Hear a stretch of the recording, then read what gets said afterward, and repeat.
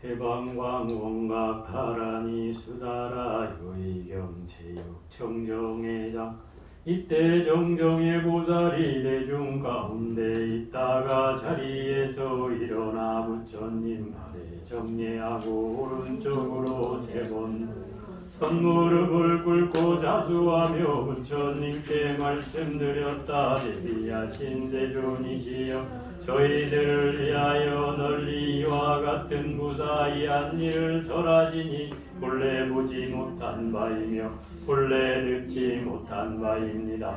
저희들이 이제 부처님의 훌륭하신 가르침을 받고 몸과 마음이 태어나여 큰 이익을 얻었으니 원컨대 일체 모든 법회 대중을 위하여 법왕의 원만한 깨달음의 성품에 대해 거듭 베풀어 주소서. 일체 중생과 모든 보살과 열애세존께서 증득한 바와 얻은 바는 어떻게 차별이 있습니까? 말세 중생이 이 성스러운 가르침을 듣고 수준하여 점차 깨달음에 들게 하소서. 이 말을 마치고 우체 두지하며 이와 같이 세 번 청하고는 다시 시작하였다. 그때 세존께서 정정의 보살이 말씀하셨다. 작가고 작가다 선남자여 너희들이 능히 모든 보살과 말세 중생을 위하여 열애에게 수행의 점자와 차별을 모르니 너희들은 이제 자세히 들어라. 마땅히 너희를 위하여 설하리라.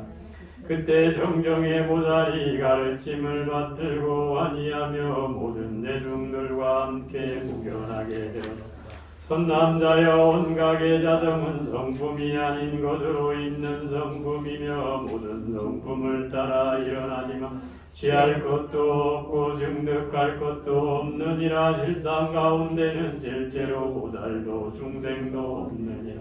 무슨 까닭인가? 보살과 중생이 모두 이 화나인데 화나는 결국 사라지기 때문에 취하고 증득할 리도 없느니라. 비유하면 안근히 자신의 눈을 보지 못하는 것처럼 정품 자체는 병등하지만 병등한 이는 없느니라. 중생이 미혹하고 전도되어 일체의 화나를 멸하지 못하면서 멸함과 멸하지 못하면 헛되이 공을 들이는 가운데 문득 차별이 나타나니 문면일 열애의 정멸의 수순함을 얻는다면 실제로 정멸함도 정멸함이도 없느니라.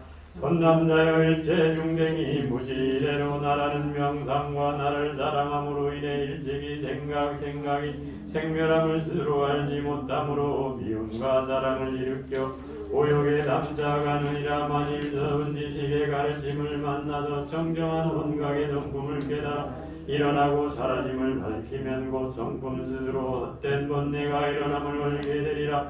만일 어떤 사람이 헛된 본내를 영원히 끊어먹게 정정함을 얻으면 그 정정하던 견해 자체가 장애가 되기 때문에 원각에 자제하지 못하니 이것은 본부가 원각의 성품의 수순함이니라. 선남자여 일체 보살은 견해가 장애되고 비록 견해의 장애를 끊었다 해도 오히려 깨달음을 보려고 머물러서 깨달으려는 장애가 걸림이 되어 자제하지 못하니 이것을 이름하여 십지에 들지 못한 보살이 깨달음의 성품의 수순함이니라. 선남자여 비춤이 있고 깨달음이 있으면 다 이름하여 장애라 하니 그러므로 보살은 항상 깨달음에 머물지 않아 비출 것과 비추는 이가 동시에 정멸하느니라.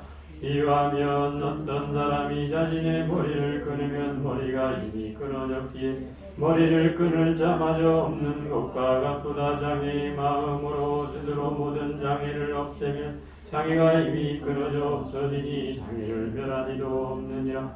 수다의 가르침은 달을 가리키는 손가락과 같으니 만일 다시 달을 보면 가리킨 것은 끝내 달이 아님을 분명히 아느니라. 모든 열애가 각가지 언설로서 보살에게 보임이 너희와 같으니라. 이것을 이름하여 이미 십지에 든 보살이 깨달음의 성품의 수순함이니라. 선남자여 일체장애가 곧 구경각이니 얻은 생각과 이른 생각에 따라님이 없으며 법을 이룬과 법을 파괴함이나 열반이라 이름하느니라. 지혜와 어리석음이 모두 반야이며 보살과 의도가 성취한 법이 한 가지로 보리이며 무명과 진여가 서로 다른 경계가 아니니라. 모든 대정의 화금 넘치는 모두 다 범행이며 중생과 불국 또는 동일한 법성이고 지옥과 천국이 모두 정토가 되느니라. 성품이 있거나 성품이 없거나 모두 불도를 이루고 일체 법례가 마침내 따르니라.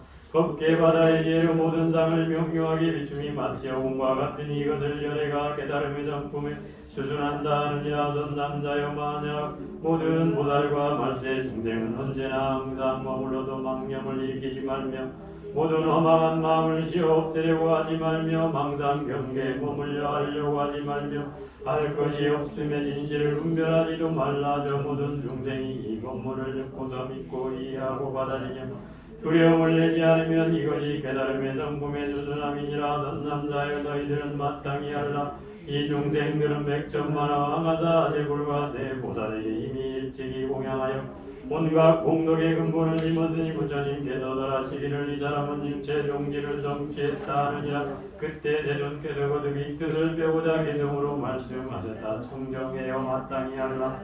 원만한 보리의 정품은 지할 것도 없고 증득할 것도 없으며 보살도 중생도 없지만 깨닫고 깨닫지 못한 때에 점차로 차별이 있느니라. 중생은 견해가 장애되고 보살은 깨달음을 떠나지 못함이 장애되며 일체에 들어간 보살은 영원히 정멸하여 일체상에 머물지 않고 대각은 다 원만하여 두루 수준한다고 하느니라. 말세 모든 중생 마음에 허망함을 내지 않으면 부처님께서 이러한 사람을 연세의 보살이라 부르느니라. 당하사 부처님께 공양하여 공덕이 이미 원만하니 비록 많은 방편이 있으나 모든 지혜의 수준함이라 하느니라.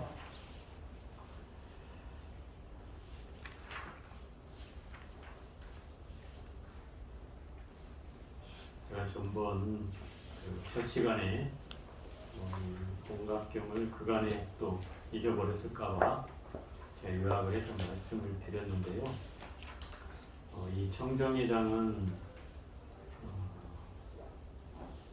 문수장에는 지혜를 상징으로 하는 장이고, 또 보현장은 그것을 어떻게 실천하는가를 얘기하는 장이고, 보안장은 그 몸에 대한 육신과 마음에 대한 상으로 삼는 내용에 대해서 설명한 장이고요.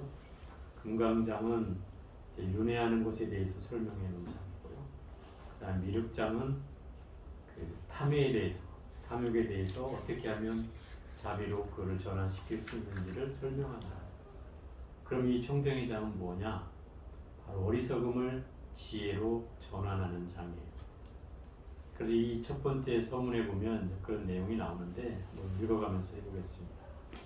청은 76쪽입니다. 탁과 대비되고, 탁은 이제 그 흐리다는 거죠. 청은 맑다는 거죠. 맑음은 흐림과 대비되고, 지혜는 어리석음과 대비된다. 어리석음은 탁한 오염의 때로서 진실을 밝힘을 은폐하고, 어리석음이니까 당연히 진실이 이제 가려지는 거죠. 지혜는 청정한 빛으로서 깨달음의 길을 장엄한다. 청정에는 청정한 지혜로서 어리석음의 때를 파괴하고 진리를 밝힘을 발현하여 드러내서 종지를 성취함을 말한다. 미륵보살을 이어서 청정의 보살이 질문한 것은 무슨 까닭인가?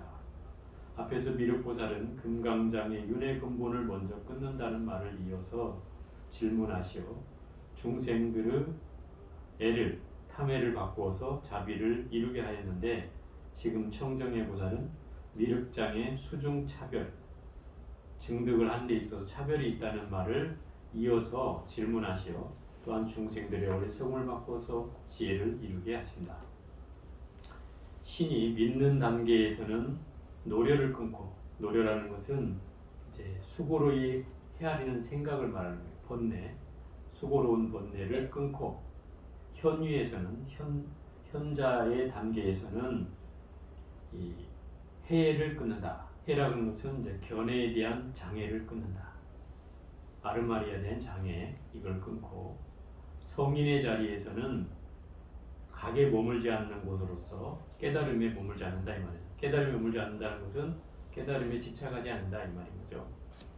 불기념, 이게 이제 불기망념의 준말인데 망념을 일으키지 않으며 또 불식멸, 이것은 모든 망심, 허망한 마음에 있어서 마음을 쉬지 않으며 없애버리지 않고 또 불가요지, 이것은 이제 망상의 경계에 머물러서 가히 알려고 하지 말며 뭐 이런 뜻이에요. 또 불변진실, 알지 못하는 것에 있어서 진실을 분별하려고 하지도 마라. 이게 이제 사불이라고 네 가지 불을 부정하는 말을 이제 얘기하는 거죠. 이 사불에 이르기까지 모두 청정한 지혜로서 중생의 어리석음을 바꾸어 종지를 이루게 한 뜻이다. 이런 중심이 되는 뜻이다 이 말인 거죠. 소위 지혜와 우치가 모두 다 반야가 된다는 것은 이미 종지를 이루어 견해 두 가지로 취해지는 견해가 없음을 말하는 것이다. 지혜와 우치가 다 반야다. 이 말이 이제 그런 뜻이라는 거예요. 지혜와 우치는 상반된 말이잖아요. 청정의 보살은 당연히 우치를 바꿔서 지혜로 전환해 준다고 하는 보살인데 이 뒤에 부분에 가면은 지혜와 우치가 다 반야래. 그러면 왜 우치도 또한 반야인가 이 말이에요.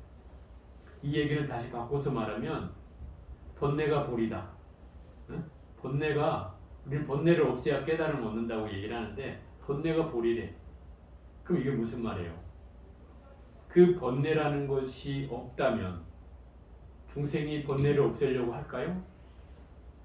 그죠? 번뇌가 있기 때문에 번뇌를 없애려고 하는 거잖아요.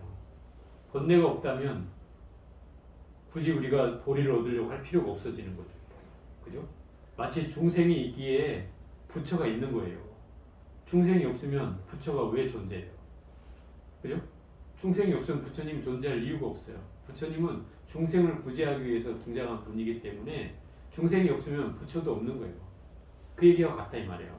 중생이 있는 것은 이미 중생을 통해서 부처가 된 사람이 있다는 뜻이고, 그죠? 그래서 중생이 있기 때문에 부처가 있는 거라는 거예요. 그죠? 중생이 없다면 뭐도 없어요. 부처도 없어요. 번뇌가 없다면 보리도 없어요. 어리석음이 없다면 지혜도 없어요. 이 말 이해돼요? 이 두 가지 견해예요. 이게 여기에 떨어지면 안 된다는 거예요. 그렇기 때문에 이 이치를 잘 알아야 불교가 조금씩 이해가 되기 시작해요. 그럼 여기서 말하는 이 얘기는 무슨 얘기냐면 결국 지혜와 우치가 다 반야다. 이 말은 어리석음이 없으면 이미 지혜도 없기 때문에 그 말이 성립이 안 된다 이 말이에요. 그래서 이 두 가지 다 반야라고 할 수 있다 이 말이에요. 우치를 통해서 지혜를 얻기 때문에, 그죠? 그래서 이 두 가지를 반야라고 할 수 있다 이 말입니다. 앞서 미륵보살이 그 탐해를 바꾸어서 자비를 이루었고 지금 청정의 보살은 어리석음을 바꾸어 지혜를 이루는 것이 그 순서가 이와 같다. 이걸 송하여 이르되 청정한 한 가지 바탕이 이로써 활발하게 드러나니, 청정한 이론이라는 게 뭐예요? 청정한 한 가지 근원이야. 그 근원이 뭐예요? 지혜가 드러난다는 뜻이죠. 한 가지 지혜가 살아있는 듯이, 화련이라는 말은 살아있는 듯이 드러나다 이 말이에요. 마치 물고기가 막 움직이는 듯이. 계위를 밝히고자 거듭 설명 청하네. 계위라는 것은 단계별로 나아가는 걸 말하는 거예요. 단계별로 나아가는 걸 밝히고자 거듭 부처님께 설명을 청하네. 허물을 고쳐서 점진하여 공덕을 이루고, 허물을 고친다는 것은 나의 그 장애가 되는 부분을 고쳐서 점진적으로 나아가서 공덕을 이루고, 진망을 다 잊으니, 진망이라는 것은 참되고 거짓된, 참되고 거짓은 뭐예요? 거짓 반대말 아니에요? 상대적인 말이죠. 근데 이 말은 무슨 얘기냐면 진망을 다 잊으니라는 말은 참되고 거짓됐다는 그것조차 다 놔버렸다는 뜻이에요. 응? 참되고 거짓이라는 이 분별조차 상대적 분별인 거죠 이게, 그죠? 상대적 분별. 예를 들어 이런 거죠. 지혜와 우치라고 하는 어리석음이라는 이것도 상대적 분별이에요. 또 아까 말한 대로 탐해와 자비도 상대적 분별이에요. 또 여기서 말한 것처럼 뭐 있었어요? 번뇌와 보리도 상대적 분별이에요. 이걸 다 떠난다는 거예요. 진망을 다 잊으니라는 것은 이 두 가지 경계를 다 떠나니 뭐가 뜬다? 하늘에 해가 떴다. 이건 뭐예요? 그 경계를 넘어서니까 깨달음의 광명이 비친다 이런 뜻이겠죠. 이거 개성으로 풀어놓은 거예요. 그러니까 불교는 두 가지가 짝 하는 것을 두 가지 경계로 주로 표현이 돼요. 중생의 경계로 표현되는 말과 부처의 경계로 표현되는 말이 달라요. 그죠? 중생은 어리석음이라면 부처는 지혜 광명이잖아요. 그죠? 그러니까 이 지혜와 우치, 어리석음은 중생과 부처의 경계이기도 해요. 그런데 이것이 상대적 경계라는 거예요. 중생이 항상 우치인 건 아니다 이 말인 거죠. 그죠? 상대적인 거예요. 중생이 깨달으면 중생을 벗어나는 거잖아요. 그죠? 깨달으면 중생을 벗어나는 거예요. 그럼 바로 부처가 되는 거죠. 그러니까 이 우치라고 하는 거는 중생이 절대적으로 가지고 있는 게 아니고 내가 열심히 정진하면 어때? 없어질 수 있다는 말이죠. 그러니까 이게 상대적인 거예요. 내가 지금 어리석기 때문에 가지고 있는 것 뿐이지 내가 부처가 되면 우치는 사라지는 거예요. 그래서 이 우치와 지혜를 상대적인 거라고 하는 거예요. 그래서 두 가지 경계라고 하는 거죠. 이거를 내려놓는 게 뭐예요? 여기에 집착하지 않는 거예요. 머물지 않는 거죠. 바로 지혜와 우치에도 다 머물지 않는 거예요. 그 경계를 떠나버리는 것이 바로 이 두 가지 경계를 내려놓는 거예요. 바로 이 청정회장은 그래서 이 지혜를 얘기하고 있는 경전인데 품인데 여기에 이제 한번 보면서 설명을 해보겠습니다. 청정의 보살이 대중 가운데 있다가 여섯 번째로 등장하는 거예요. 원수보살, 보현보살, 보안보살, 금강장보살, 미륵보살, 그 다음에 청정의 보살이요. 여섯 번째로 등장하는 이 보살님이 자리에서 일어나 부처님 발에 정리하고 오른쪽으로 세 번 들고 선무릎을 꿇고 앉아서 차수하며 부처님께 말씀드렸다. 대비하신 세존이시여, 저희들을 위하여 널리 이와 같은 부사이한 일을 설하시니 본래 보지 못한 바이며 본래 듣지 못한 바입니다. 이것은 이제 부처님을 찬탄하는 구절이죠. 찬탄. 부처님께 법을 설하기 위해서 처음에 일어나는 찬탄이에요. 그래서 저희들을 위해서 이와 같은 부사이하라는 건 뭐예요? 생각으로 헤아릴 수 없는 그런 일을 부처님께 지금까지 설하셨다 이 말이에요. 생각으로 헤아릴 수 없는. 왜? 인간의 범부의 능력으로는 부처님의 경계를 헤아릴 수가 없잖아요. 그래서 부사이하다고 하는 거예요. 이걸 부사이하다는 말을 좀 더 쉽게 이해하려면 여러분들이 많이 쓰는 중에 불가사이하다 이런 말 쓰잖아요. 그 말을 줄임말이에요. 부사이하다는 말. 부사이한 일을 설하시니 본래 보지 못했고 본래 듣지 못했다. 내가 들어본 바도 없고 본 바도 없다는 게 부처님 말씀 자체가 그잖아요. 부처님 말씀이 이게 세상 사는 사람들한테는 너무나 쉬운 얘기가 아니잖아요. 또 설해놓은 내용이 뭐 번뇌가 보리다, 뭐 우치를 뭐 지혜로 바꾼다, 막 이런 내용들을 얘기하는 것이 이게 이 경계가 쉬운 얘기는 아니잖아요. 그래서 이미 과거에 들어본 적도 없고 본 적도 없다 이 말인 거예요. 저희들이 이제 부처님의 이러한 훌륭한 가르침을 받고 몸과 마음이 많이 편안해져서 태연에서는 크게 편안해져서 큰 이익을 얻었으니 큰 이익 뭐 부처님의 말씀을 듣고 내 마음이 바뀌고 그죠? 성장해가는 모습으로 바뀌어졌으니 큰 이익을 얻었다는 거 아니에요? 큰 이익을 얻었으니 원컨대 일체 모든 법회 대중을 위하여 여기에 모여있는 모든 법회 대중을 위해서 이 경전이 설해질 때 수많은 대중이 모였다고 했잖아요. 그죠? 수많은 보살들이 모이고 수많은 대중이 모이고 수많은 전신들이 모이고 다 모여 있어요. 그런 걸 상상하면서 얘기를 이제 들어야 돼요. 그래서 여기에 모인 모든 법회 대중을 위하여 법왕의 원만한 깨달음의 성품에 대해 거듭 베풀어 주소서. 법왕이라는 게 누구예요? 부처님이죠. 진리의 왕이라는 뜻입니다. 진리의 왕. 부처님의 가르침을 통해서 부처님을 표현할 때 법왕이라고도 표현해요.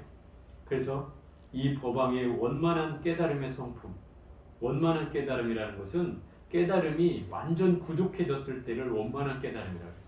원만이라는 것은 둥글고 가득 찼다 이런 뜻이거든요. 뭘로? 깨달음의 성품으로 가득 찼다. 이 말. 그래서 원만하다고 하는 말은 완전하다 이런 말이기도 해요. 그러니까 완전한 깨달음의 성품에 대해 거듭 베풀어 주십시오. 그런 거죠. 그러니까 부처님께서 깨달은 깨달음의 그 완벽한 거를 제대로 좀 설명해 달라는 거죠. 일체 중생과 모든 보살과 열의 세종께서 자 여기서 세 가지 그 차별된 단계가 나왔어요. 첫째 일체 중생, 그죠?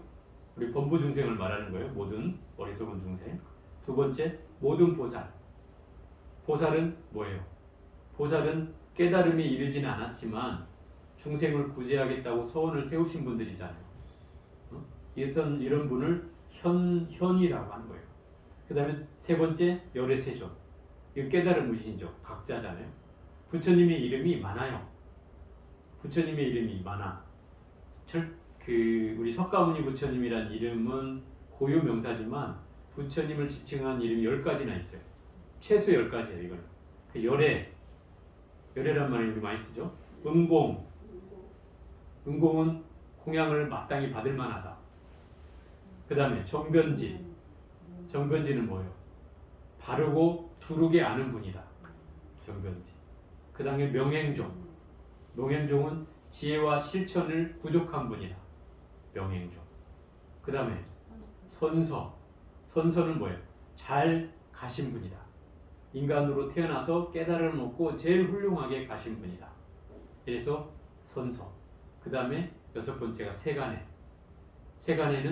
세간이라는 이 세속을 말해요. 이 세속을 제일 잘 이해하신 분이다. 세상 사람이 무엇 때문에 힘들어하고 무엇 때문에 괴로워하는지를 제일 잘 아는 분이다. 세간해. 그 다음에 무상사. 7번째. 무상사는 뭐예요? 나보다 위가 없는 최상의 어른이다. 최상의 스승이다. 이런 뜻이죠. 그 다음에 조장부는 장부를 잘 제어할 수 있는, 장부를 잘 제어할 수 있는 사내 대장부를 잘 제어할 수 있는 분이다. 그에게 무슨 얘기냐면 수행자를 잘 제어해서 깨달음으로 인도하는 분이다. 이런 뜻이죠. 조장부. 그 다음에 천인사. 9번째. 천인사는 무슨 말이에요? 하늘과 사람의 제일 훌륭한 스승이다. 천인사. 그 다음에 마지막이 불세존. 불세존이 뭐예요? 부처님과 세상에 가장 존귀한 분이다. 그게 불세존이라는 뜻이에요. 이렇게 해서 부처님의 이름이 주로 10가지가 불려요. 많죠? 예? 네. 이해도 못하면서 계속 읽기만 했다고요. 그 부처님이 그러니까 그런 이름이 많다 이 말이야. 그러니까 경전에는 이 이름이 다 등장해. 여기 경전에도 뭐 열의 세존 뭐 이런 건 잘 나오지만 좀 이따 가다 보면은 뭐장에선가는 또 그 조장부도 나와요. 조장부. 이런 이름들이 계속 등장해요. 그런 걸 보면 아 이게 부처님 명호구나 이렇게 알면 된다. 그래서 모든 보살과 열의 세존, 세 개의 지금 부류를 말하는 거예요. 일체 중생, 모든 보살, 열의 세존, 그죠? 중생과 보살과 부처 이 세 부류를 지금 얘기하고 있다. 이 세존께서 증득한 바와 얻은 바는 어떻게 차별이 있습니까? 당연히 중생과 보살과 부처는 얻은 경계가 다르겠죠? 이제 그 차별을 묻는 거예요. 어떻게 다릅니까? 이렇게. 말세 중생이 이 성스러운 가르침을 듣고 수순하여 점차 깨달음에 들게 하소서. 말세 중생들이 이 어려운 가르침을 부처님께서 이렇게 설해줘서 차별을 설해주시면은 이 가르침을 듣고 그걸 잘 받아들여서 점차 깨달음에 들게 하여 주시옵소서. 이 말을 마치고 79쪽 우체투지하며 이와 같이 3번 청하고는 다시 시작하였다. 그때 세존께서 청정의 보살에게 말씀하셨다. 착하고 착하다 선남자여 너희들이 등이 이 모든 보살과 말세 중생을 위하여 열애에게 수행의 점차와 차별을 물으니 수행의 점차라는 건 수행을 해가는 데 있어서 그 단계, 수행 단계에 대한 차별이 있다 이 말이에요. 성품에는 차별이 없어요. 그죠? 중생이나 부처나 보살이나 성품에는 차별이 없어요. 그죠? 성품은 똑같다고 했죠. 중생의 성품이나 부처의 성품이나 다 똑같다고 했죠. 그러니까 그 성품에는 차별이 없는데 뭐에 차별이 있어요? 근기에는 차별이 있다. 근기에는. 근기라는 게 뭐예요? 나의 수준이 틀리고, 그죠? 보살의 수준이 틀리고, 중생의 수준이 틀리단 말이에요. 그런 근기에 대한 차별은 있다는 거야. 제가 저번 시간에 얘기했지만 상근기와 중근기와 하근기는 다르다고 했죠. 그래서 이 차별의 이것이 존재하는 거예요. 성품엔 차별이 없으나 빠르고 더딘 건 차별이 있잖아요. 그죠? 빠르게 알아듣는 사람이 있고 또 천천히 알아듣는 사람이 늦게 알아듣는 사람이 있다면 이 차별은 있단 말이에요. 그래서 그 차별을 물은 거예요. 그 차별에 대해서 부처님께서 설명을 해주겠다는 거죠. 마땅히 너희를 위하여 설하리라. 그때 청정의 보살이 가르침을 받들고 하니하며 모든 대중들과 함께 무견하게 들었다. 선남자야 원각의 자성은 원각의 성품은 이런 뜻이에요. 원각이라는 게 뭐예요? 깨달음의 완전한 깨달음을 말하는 거예요. 부처님이 깨달으신 완전한 깨달음. 또 이 바꿔서 말하면 부처님. 네? 또 바꿔서 말하면 일심, 한마음이라는 뜻이 이게. 이거의 성품은 성품이 아닌 것으로 있는 성품이에요. 이랬어요. 말이 좀 어려워지는데 원각의 성품은 보여요? 안 보여요? 안 보이죠? 드러나지 않는 거잖아요. 그죠? 그리고 이걸 실체를 얘기하라 그러면 그냥 텅 비어 있다 이게. 텅 비어 있다는 말은 없다 이렇게 보는 거죠. 그죠? 없다. 그러니까 성품이 눈에 드러난 곳으로 있는 게 아니고 없는 곳으로 존재한다 이 말이죠. 그죠? 그럼 완전히 없다는 뜻은 아니에요. 여러분에게도 성품이 있다고 그랬어요. 그죠? 성품이 근데 보이지 않아. 그죠? 보이지 않아서 없는 것으로 존재한다 이렇게 얘기하는 거라고. 있긴 있어. 근데 보이지는 않아. 그래서 없는 것으로 존재한다 이렇게 표현하는 거예요. 이해가 되겠죠? 그래서 깨달음의 성품은 성품이 아닌 것으로 있는 성품이며 모든 성품을 따라서 일어나. 모든 성품은 모든 사람에게 있는 성품으로 일어난다 이 말이에요. 일어나는데 거기에는 취할 것도 없고 증득할 바가 없다. 왜? 이미 그 자체로 존재하기 때문에 취할 바와 증득할 바가 없다 이 말이에요. 이거는 무슨 입장으로 본 거예요? 중생의 입장이 아니라 깨달음의 입장으로 얘기한 거예요. 이해가 되죠? 깨달음의 입장에서는 증득할 것도 없어. 이미 깨달음이라는 그 세계는 성품으로 이미 있기 존재하기 때문에 그걸 있다 없다라고 하는 것도 필요가 없고 얻는다 뭐 취한다는 것도 필요가 없는 거예요. 그래서 이걸 이제 진여의 경계로 보면 이건 없는 세계예요. 그래서 이 실상 가운데로 실상으로 보면 실상이라는 건 텅 빈 세계, 진여의 세계로 보면 예? 실제로 뭐가 없어요. 중생도 없고 부처도 없는 거예요. 보살도 없는 거죠. 그죠? 제가 얘기했죠 저번 시간에 우리의 세계를 두 개로 나눠요. 깨달음의 세계에서 보면 부처님의 깨달음의 세계에서 보면 차별이 있는 게 있어요.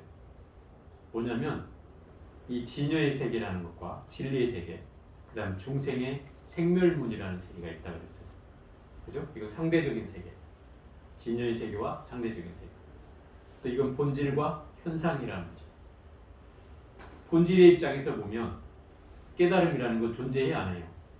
존재하지 않아요. 본질에는 마치 여러분의 성품이 보여요 안 보여요? 안 보이잖아. 없는 것 같다 이 말이에요. 본질로 보면. 그죠? 근데 현상으로는 존재하죠. 여러분의 모습이 현상이야. 현상. 드러나 있는 모습이 현상이란 말이에요. 그걸로는 있는 거잖아요. 그죠? 이 경계로 보면은 당연히 있는 건데 본질의 경계로 보니 어쩌다 없다 이 말이에요. 실제로 실상으로 보면 진실한 모습, 진여의 세계로 보면 보살도 없고 중생도 없고 여러분도 없어, 나도 없어, 다 없다는 거예요. 그 얘기예요. 그죠? 본질로 보면. 그런데 현상으로 보면 당연히 여러분 존재한다 이거죠. 그 경계를 두 가지 입장에서 볼 줄 알아야 이 원각경이 이해가 된다 이 말이에요. 그래서 이게 무슨 까닭이냐면 보살과 중생이 모두 뭐요? 환하라는 거예요. 환하는 뭐예요? 헛개비라는 거예요. 응? 실제로 있는 게 아니고 환이라는 거죠. 환. 헛개비라는 거예요. 그런데 그 환하라는 건 어떻게 돼요? 결국 없어져 버린다 이 말이에요. 사라져 버린다. 사라져 버려. 그렇기 때문에 뭐가 없어? 취할 바도 없고 증득한 사람도 없느니라 그 말이에요. 비유하면 안근이 이랬는데 안근이란 말은 눈이란 뜻이에요. 눈. 우리가 안근, 이근, 비근, 설근, 신근, 의근 이런단 말이에요. 이게 뭐예요? 6개의 감각기관을 말하는 거예요. 안근은 눈, 이근은 귀, 비근은 코, 설근은 혀, 그 다음에 신근은 몸, 의근은 생각. 이렇게 해서 6개의 감각기관을 이제 이렇게 표현해요. 안근이라는 말은 결국 눈이다 이 말이에요. 그럼 눈이 자신의 눈을 볼 수 있어요? 눈이 내 눈을 못 보는 거잖아요. 그죠? 자신의 눈을 못 보는 것처럼 성품 자체는 평등하지만 성품이 성품을 볼 수 있냐 이 말이에요. 못 보죠? 성품이 성품을 못 봐. 그러니까 이 말이 좀 어렵게는 들리지만 그 얘기다 이 말이에요. 비유를 들면 눈이 눈을 못 보듯이 자기가 스스로를 못 보기 때문에 내 성품 자체는 이미 평등한데 평등하다고 여기는 사람도 없다 이 말이에요. 이미 평등해 있는데 굳이 그 평등하다고 여기는 사람이 왜 존재하냐는 거죠. 이게 이제 진여의 입장으로 보면 어쩌다 평등도 없다 이 말인 거예요. 평등 자체도. 말이 좀 어려워졌어요. 중생이 81쪽에 보겠습니다. 중생이 미혹하고 어리석고 전도되어 거꾸로 뒤집어져서 일체의 하나를 일체가 다 헛개비라는 것을 없애지 못하면서 없애지 못하면서 멸함과 멸하지 못함에 헛되이 공을 들이는 가운데 중생이라는 존재가 이 환이라는 것을 알아차릴 수가 없어. 환을 왜 못 알아차리는 거예요? 중생이 어리석어서 내가 환이라는 사실도 계속 얘기하고 있지만 또 나를 본능적으로 집착해 가잖아요. 그죠? 끊임없이 생각을 일으키고 끊임없이 마음을 일으키고 끊임없이 욕망을 일으키고 하는 마음을 일으키잖아요. 이게 이제 미혹되고 전도됐다라고 하는 거예요. 잘못돼서 결국은 일체가 헛개비라는 사실을 없애지 못한다 이 말이에요. 응? 알긴 알지만 여러분들이 없애지 못하잖아요. 그죠? 없애지 못해서 이걸 멸하거나 멸하지 못함에 공을 들이긴 하지만 헛된 공이잖아 이게. 없애지도 못하는 공이니. 그죠?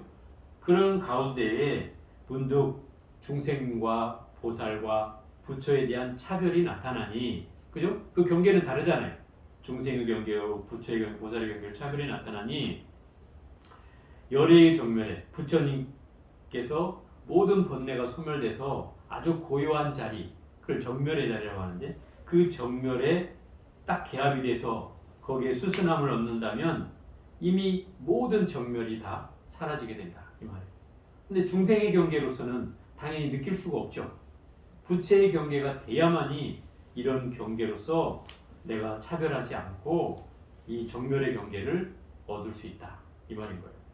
근데 중생의 경계에서는 결국 내가 아무리 알려고 해도 알 수 없어진다는 거죠. 중생의 경계에서. 그걸 지금 대비해서 말씀을 해놓은 거예요.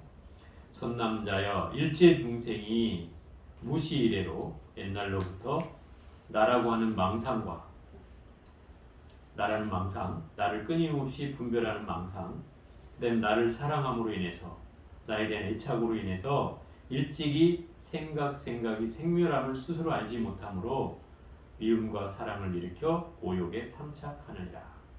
이게 이제 중생의 경계가 분별하는 과정을 설명해 놓은 거예요. 끊임없이 나라는 분별이 일어나요. 네? 나라는 분별이 뭐예요? 이걸 이제 금강경에 비유한다면 아상의 비유죠. 아상. 나라고 하는 생각을 일으키는 거예요. 나란 존재는 내가 존재한다. 여기는 것이 일단 첫째 아상의 조건이에요. 내가 존재한다. 내가 여기 있다. 근데 실상은 뭐예요? 존재하지 않아. 실상은. 그럼 내가 환으로 보면 난 여기에 존재한다고 여기죠. 그래서 중생의 경계는 이 환으로 보니까 나의 경계가 있다고 여기겠죠? 당연히. 그죠? 그리고 내가 좋아하는 것, 싫어하는 걸 분별해요. 그죠? 여러분들이 좋아하는 거, 싫어하는 거 분별하죠? 또 내가 취할 거, 버릴 걸 분별해요. 그죠? 그렇게 하잖아요. 그 다음에 또 뭡니까? 또 뭐 옳고 그름을 또 분별해요. 그죠? 시비를 분별하잖아요. 아 이건 옳아, 이건 틀렸어 라는 분별을 일으켜 가잖아요. 이게 중생의 경계다 이 말이에요. 이거 환에서 일어나는 경계예요. 그렇기 때문에 이런 경계로 인해서 뭐가 일어나? 내가 취할 바가 생겨나고 내가 버릴 바가 생겨나겠죠. 내가 좋은 건 취하고, 그죠? 나쁜 건 버리고 할 거 아니에요. 그러면 좋은 걸 취할 때 그 탐의 욕망이 일어난다 이 말이에요. 그죠? 나를 욕망하는 그 마음으로 인해서 끊임없이 뭐가 일어나? 분별심이 일어나겠죠. 생각이 일어난다. 그래 이 생각이 일어났다 사라지, 일어났다 사라지, 일어났다 사라지고 끊임없이 일어났다 사라져. 그것들이 결국은 뭐를 또 이렇게 오용락을 만들어낸다. 그 오용락이 뭐예요? 재물욕, 응? 돈에 대한 욕망. 응? 그렇죠. 근본적으로 다 가지고 있잖아요, 여러분들이. 좋은 집에 살고 싶은 거, 그죠? 돈을 좀 더 많이 벌고 싶은 거, 안 되면 로또라도 당첨됐으면 좋겠다고 생각하는 거, 그죠? 이게 재물욕이잖아. 그 다음에 세욕. 세욕은 이제 이성에 대한 욕망. 이성에 대한 욕망은 여러분들은 없다, 나는 이성에 대한 욕망 없어 이렇게 생각할지 모르는데 욕망을 근본적으로 파고 들어가면 어떤 거냐면 여러분 TV에 보면서 저 남자 멋있게 생겼어 이렇게 생각하는 사람이 다 이게 세욕이야. 어? 영웅이가 멋있어. 걔만 보면 내가 막 덕질을 하고 있어. 막 누가 그랬잖아요. 그런 게 이제 세욕의 세욕. 이성에 대한 욕망이 일어나는 거예요. 물론 뭐 그 사람과 뭐 내가 어떻게 막 다시 살고 싶다 이런 마음은 아니지만 욕망은 일어난다 이 말이에요. 그 다음에 식욕. 세 번째 식욕인데 이건 뭐예요? 먹고자 하는 욕망이죠. 이건 잘 안 끊어지잖아요. 그죠? 음식 앞에서 절제하지 못하는 것. 이것도 식욕이죠. 또 이 식욕과 재물욕, 세욕, 식욕, 그 다음에 네 번째가 명예욕. 명예욕은 내 명예를 탐하는 거죠. 명예를 탐. 어떤 자리나 어떤 위치, 뭐 돈은 아니래도 내 그 명예를 탐하는 건 어떤 이제 자리를 탐하는 거예요. 그게 명예욕이에요. 그 다음에 다섯 번째가 수명욕. 더 오래 살고자 하는 마음을 갖는 것. 이 다섯 가지 욕망을 오욕락이에요. 인간이 가지고 있는 근본적 욕망이죠. 누구나 갖고 싶어하는 근본적 욕망. 그런데 이것이 잘못됐다는 거예요. 부처님은. 왜 잘못됐다고? 이 욕망이 나를 파멸로 인도한다. 나를 괴롭게 할 뿐이다. 어떤 사람은 이렇게 얘기해 반대로 아이 스님 욕망을 가져야 성공할 수 있는 거 아닙니까? 욕망을 가져야 그래도 조금이라도 뭔가 내 노력할 거 아닙니까? 이렇게 얘기하다. 근데 부처님은 이렇게 얘기하죠.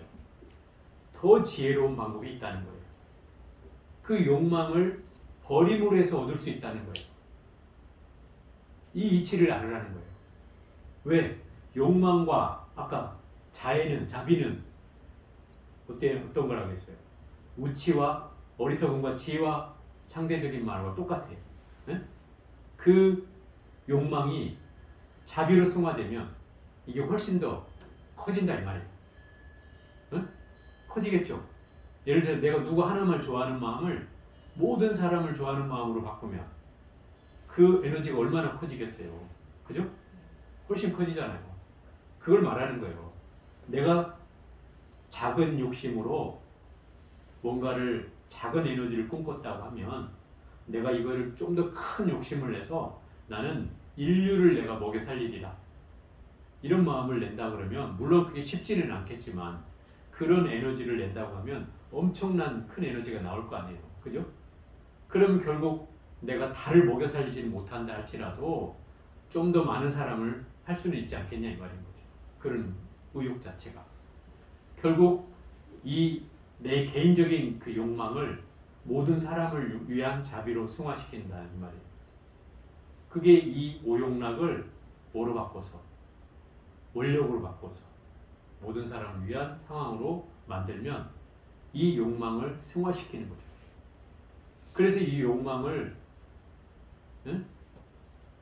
갖고서 사는 어리석음을 범하지 말고 욕망을 버림으로써 훨씬 더 큰 걸 얻으라고 하는 거예요. 이게 이 원각경에서 주는 부처님의 가르침의 교훈이에요.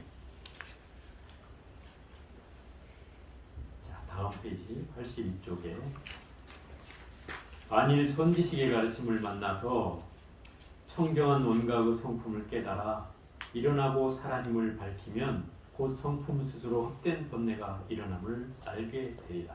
그랬어요.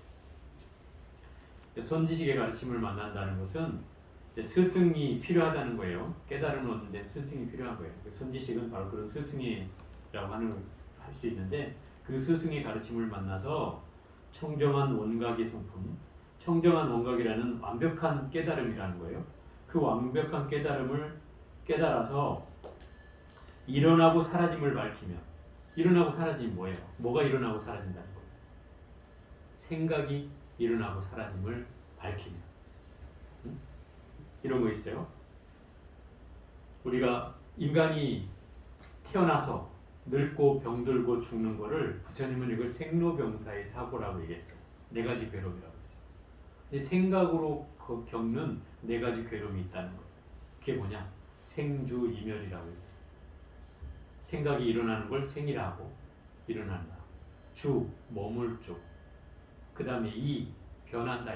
달라진다. 그 다음 멸, 사라진다.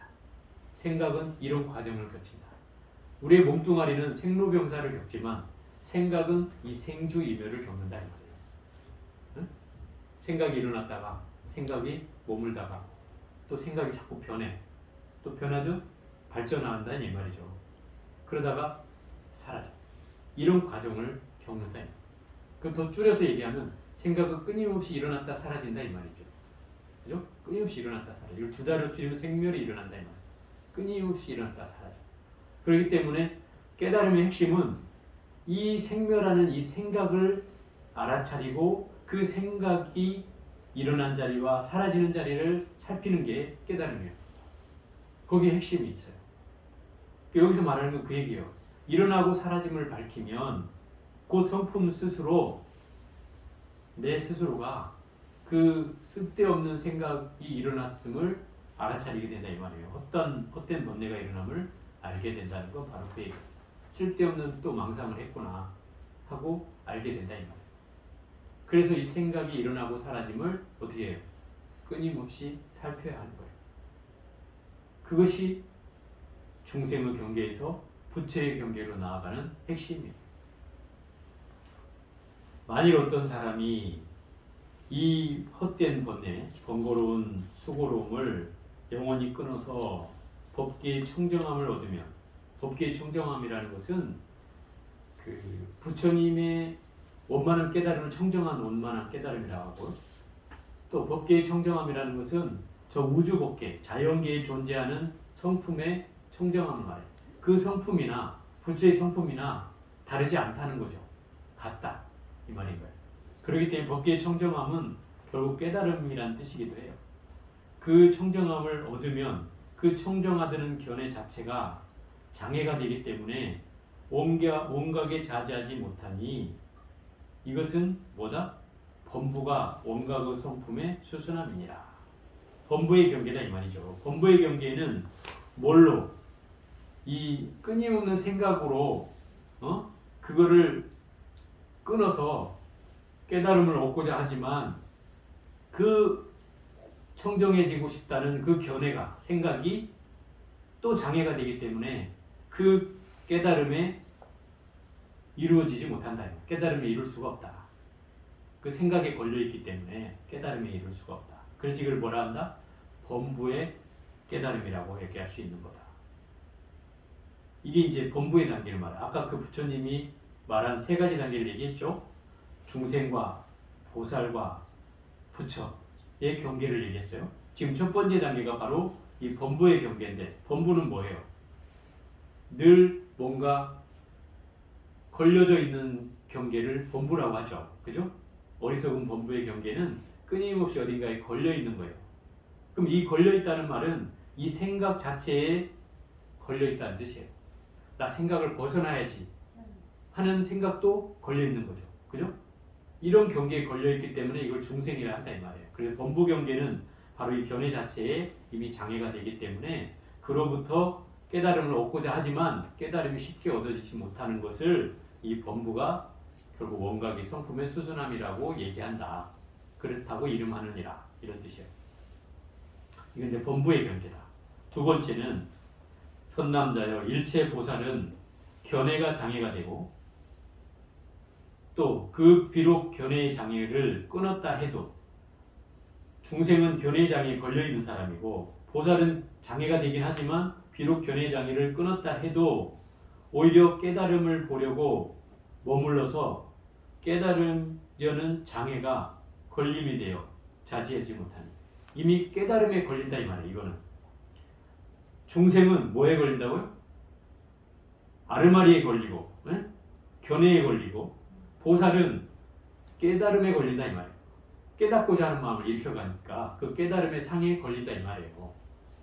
무슨 말인지 알아요? 깨달음에 걸린다는 것은 보살이라는 경계는 깨달음이라고 하는 걸 목전에 뒀단 말이에요. 깨달아야지 이런 생각을 한단 말이죠. 그죠? 그래서 이 깨달음 자체 상에 걸려있다 이 말이에요. 깨달으려고 마음을 일으키니까 거기에 걸려있다는 말이에요. 그래서 그 깨달음에 걸려서 그 장애에 걸림이 되어 거기에 자제하지 못하니 이런 사람을 뭐라고 한다? 십지에 들지 못한 보살이 깨달음의 성품에 수순하느니라. 십지에 들지 못했다는 것은 아직 깨달음의 단계에 이르지 못했다 이 말이에요. 그렇기 때문에 어디에 걸려 있어요? 깨달으려는 마음에 걸려 있다 이 말이에요. 이런 사람을 뭐라 한다? 보살이라 한다. 이걸 보살의 경계라 한다 이 말이에요. 이해가 돼요? 네. 중생의 경계는 생각의 아르마리에 걸려 있고 보살의 경계는 깨달음에 걸려 있다 이 말이에요. 두 번째 단계. 자, 세 번째는 선남자여 비춤이 있고 깨달음이 있으면 다 이름하여 장애라 하니. 비춤과 깨달음이 있는데 왜 장애라고 해요? 이 비춤과 깨달음이라는 상을 가지고 있기 때문에 장애가 된다는 거예요. 그러므로 보살은 깨달음에 항상 깨달음에 머물지 않아서 비추는 것과 비추는 이에 동시에 정멸하느니라. 그러니까 이 보살은 이미 장애를 넘은 사람을 보살이라 한단 말이에요. 실제로는. 네? 그 아까는 보살의 경계에 머물러서 있지만 그 사람은 깨달음의 경계에 집착해서 그 경계를 못 넘었지만 실제 십지에 드는 보살은 이 깨달음의 경계에 머물지 않는다. 그래서 동시에 다 정멸하다고 얘기하는 것이다. 비유를 하자면 어떤 사람이 자신의 머리를 끊으면 머리를 자른다 이 말이에요. 머리를 자르면 머리를 자른다는 머리카락만 자른다고 생각할 수 있는데 목을 자른다 이 말이에요. 목을 자르면 이 말이야 표현이. 머리를 끊으면 이러니까 이해가 사람들이 잘 안 될 것 같아 다시 말하는데 내 목을 끊으면 머리가 이미 끊어졌잖아요. 끊어졌으면 죽었어요 안 죽었어요? 죽은 거죠. 그럼 죽었는데 머리를 끊을 자가 또 있겠어요? 없는 거죠. 그걸 말하는 거예요. 그죠? 이미 끊어졌기 때문에 머리를 다시 끊을 자마저 없는 것과 같다.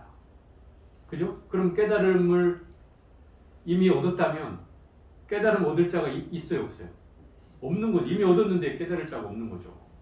장애의 마음으로 스스로 모든 장애를 없애버리면 장애가 이미 끊어져 없어지니 장애를 멸하니도 없느니라. 이 말이 그 말이에요. 그죠?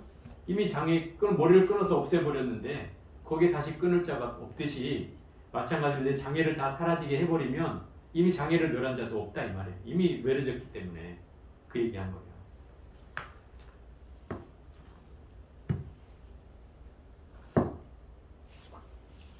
수달의 가르침이 수달하는 건 경전의 가르침이라는 뜻이에요. 부처님의 가르침이 달을 가리키는 손가락과 같으니 그랬어요. 부처님의 가르침을 직지인심 이렇게 표현해요. 사람의 마음이 달을 가리키는 것과 같다. 네? 부처님의 경전은 달을 가리킨다는 건 뭐예요? 깨달음을 가리키는 수단이 된다 이 말이에요. 무슨 말인지 알죠? 달을 가리키는 손가락이라는 말은 달이라는 걸 깨달음으로 본다면 그 깨달음을 가리키는 수단이 된다 이 말이에요. 아, 이 손가락을 방향을 따라가면 아 깨달음이 있겠구나 아는 거죠. 그죠? 그와 같이 이 경전의 가르침을 잘 공부하면 어떻게 된다? 손가락이 가는 방향을 가리키듯이 깨달음으로 잘 방향을 쫓아서 갈 수 있다 이 말이에요. 그런데 만일 다시 달을 이미 보았다면 달을 봤다면이 뭐예요? 이미 깨달음을 얻었다면 가리킨 것은 끝내 달이 아님을 알 것이다. 이 말은 무슨 말이에요? 깨달음을 얻고 보면 사실 달을 가리켰다는 말은 방편일 뿐이지, 그죠? 달이 깨달음을 상징하는 건 아니잖아요. 깨달음이라고 이제 얘기를 하지만 실제 깨달음은 아니잖아요. 비유를 할 뿐이지, 그죠? 그러니까 이미 깨닫고 보면 원래 이게 달을 가리킨 게 아니라는 걸 안다 이 말인 거죠. 뭐를 가르쳤어요? 깨달음을 가르쳤다는 뜻인 거죠. 모든 열애가 각가지의 말씀으로서 보살에게 경전으로 수없이 한 얘기들이 열어 보이는 것도 다 이와 같으니라. 이와 같다는 게 무슨 말이에요? 다 이렇게 달을 가리킨 것처럼 얘기한 것과 같다는 거예요. 그렇기 때문에 이것을 이름하여 이미 십지에 든 보살이 깨달음의 성품에 수순함인다고 하느니라. 그러니까 이미 깨달음을 얻는 사람이 되면 이걸 십지에 든 보살이라고 얘기한다 이 말이에요. 거의 부처님이 거의 됐다라고 얘기할 수 있다는 거죠. 이런 경계에는 어떤 장애도 없는 거죠. 이미 다 끊어져 없어진 자리예요. 머리가 잘라져 없어졌을 때 그걸 잘라진 자도 없듯이, 그죠? 이미 장애가 사라진 자리에 장애라고 그걸 멸할 자도 없다는 뜻이고, 그죠? 이미 없어졌기 때문에 더 이상의 그 자체가 됐다는 거죠. 깨달음과 자체. 그러니까 달을 가리킬 손가락도 필요가 없는 거예요. 그때는 이미 내가 깨달음이 됐기 때문에. 이런 사람은 뭐라 한다? 십지에 든 보살이라고 한다. 그런 사람이 부처님의 깨달음에 개합한다고 얘기하는 거다. 이게 지금 세 단계를 얘기한 거예요. 처음에 범부중생을 얘기했고, 그죠? 범부중생은 생각에 걸려서 견해에 걸려서 아르마리에서 헤어나지 못하는 중생이 바로 범부중생이고, 두 번째 십지에 들지 못한 보살은 뭐에 걸려 있다 그랬어요? 깨달음에 걸려 있어요. 그게 두 번째 십지에 들지 못한 보살이고, 여기서 말하는 십지에 든 보살은 바로 이미 깨달음을 얻어서 견해를 다 벗어났기 때문에 그 벗어날 자조차 필요하지 않고 이미 깨달음을 얻었기 때문에 달조차 필요가 없다. 이미 그 자체다 이 말이에요. 깨달음 자체. 그러니 거기에는 이미 부처님의 깨달음의 성품에 딱 개합이 되었다고 얘기할 수 있는 세 번째 경우다. 자, 그럼 오늘은 여기까지 하고 다음 장은 다음 주에 하겠습니다.